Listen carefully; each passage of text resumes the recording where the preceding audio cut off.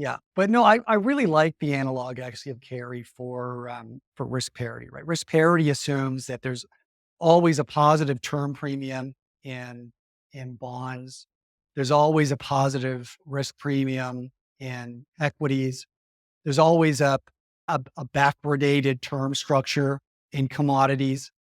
And the fact is that's just not always true. We just lived through a really salient example of where that was proven to be fallacious, right? You've got 20, I think the yield curve is still pretty darn inverted. And it has been since 2022. There haven't been a lot of examples of an inverted yield curve over the past 4 years. The yield curve spent quite a lot of time during the 70s inverted, but just haven't had a lot of example.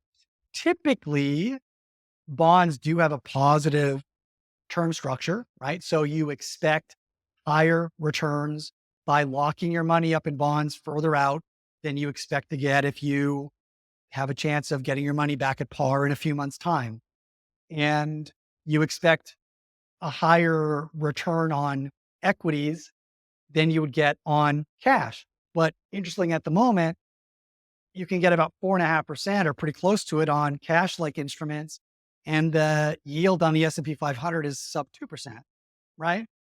Commodities, in theory, most of them are always in backwardation, which means that you're earning a positive carry on holding a basket of commodity futures.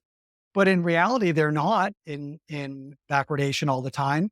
Oftentimes, for demand dynamics or seasonality dynamics or what have you, they flip between backwardation and contango. My point is, risk parity assumes that there's always a positive risk premium across all of the assets that you hold. But in reality, that's not always true. And what carry does is it says, I want diversity and I want balance, but I'm not going to assume that all of the markets have positive excess returns all the time. And where the yield curve is inverted or the commodity term structure is inverted, then I'm actually going to hold more short-term bonds against long-term bonds, or I'm going to hold some commodities short, or I'm going to hold some markets with a higher yield, some equity markets with a higher yield with larger weights, and hold some equity markets with a very low real yield short.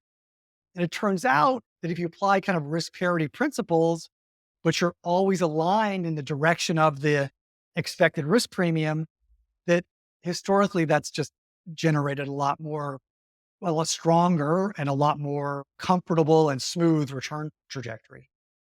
And so the assumption in risk parity is that there is a positive risk premium across the things that you invest in at all times, right? Always and everywhere. Yep. Because it is one of those concepts that is about preparation, not prediction. You don't know the future. Broadly speaking, if you were to close your eyes, put something to work, and then wake up 20 years from now, that should still stand, right? I mean, I think you can make an efficient markets argument about that too, right? Which right. is, broadly speaking, for risk assets, if they didn't have a positive expected return, the price is wrong. The only case that's not true is if they offer a tremendous diversification benefit, right?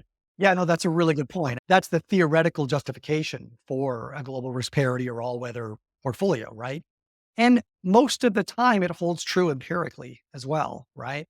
It's not so common, or it's not an all the time or most of the time type thing in commodities. It's a lot of times when commodity term structure flips around and you would vastly prefer to be short than long. But when the term structure does flip, it historically has been really profitable to take advantage of that.